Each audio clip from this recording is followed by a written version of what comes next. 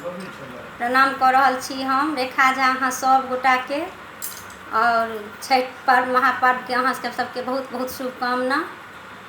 हमरा स्वर में फिर से एक छठ गीत अहाँ सब सुनी जाइ जाओ। पहिले पहिला हम कएलहुँ छठी मैया व्रत तोहार, छठी मैया व्रत तोहार करिहा क्षमा छठी मैया, भूल चूक गलती हमार, भूल चूक गलती हमार। गोदी के बालक केरा दीहा, छठी मैया ममता दुलार, छठी मैया ममता दुलार। पिया के सिनही या बनबिहा, दीहा सब सुख सार, दीहा सब सुख सार।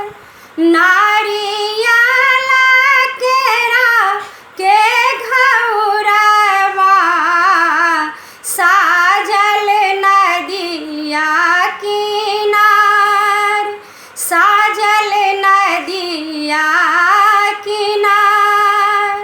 लिया रघ छठी मैया, बढ़े कुल परिवार,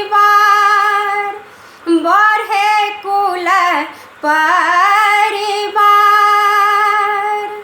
सुनिया अरज छठी मैया, दिया आशीष हजार, दिया आशीष हजार।